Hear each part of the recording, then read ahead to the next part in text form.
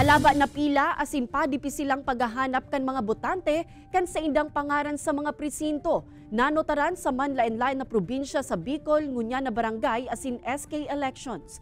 Ang iba pang kaganapan sa barangay asin sangguniang kabataan elections, ngunya na aldaw, aramon ta sa pagtutok live ni Chris Novelo. Chris?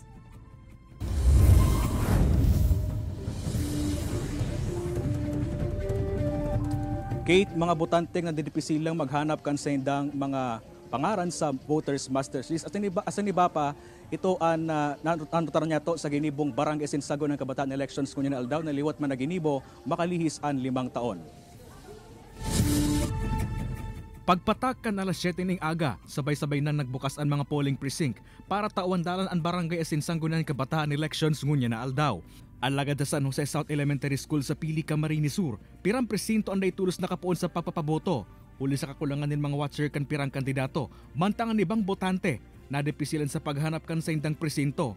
Sigon sa COMELEC, normal sana ang siring ng mga insidente. Huli may mga nadagdag asin nabawas sa mga botante. 5 taon makalis ang ring barangay asin sanggo ng kabataan elections kan taong 2018. Ang gigibuhon po kayang kang third member at 3 kung may nakapila, magibo po siya ng listing.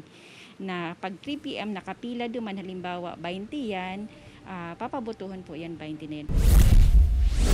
Sa probinsya ng Catanduanes, naging padipisilan man ang paghanap sa polling precinct kanibang botante, alagad tulos man ining nasolusyonan. Agaw atensyon man sa banuan kan virak ang sarong grupo na nagpakakan sa luwas kan sarong eskwelahan, alagad sigon sa COMELEC. Dahil man ni ipinagbabawal urog na kung bako man konektado sa sarong kandidato ang nag-organisar. Sa probinsya ng Camarines Norte, naging matarimbo man ang pagboto ka na sa 114 PDL, gikan sa tulong district jail sa Daet asin Labo sa Camarines Norte. Ito po yung mga kanilang karapatan kasi sila naman po ay hindi pa natatapos ang kanilang kaso, kaya binibigyan po sila ng karapatan ng ating gobyerno na bumoto. Sa probinsya ning Albay, laging mahigot man ang ginibong pababantay kan mga otoridad, urog na sa banuan kan Libon, makalisin ang ipas irarom sa COMELEC control. Sigon sa mga otoridad, may man silang nanotaran ng mga untoward incident kasabay kan pirilian. Sinisiguro po namin na bibigyan po namin ng sufficient number of personnel ang ating Libon Municipal Police Station at kung kinakailangan magtatalaga tayo ng mga patrol base.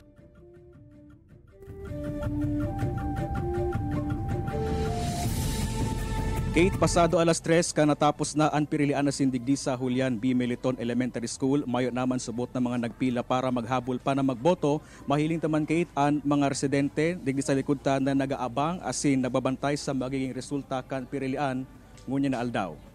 Kate? Jos Mabalos, Chris.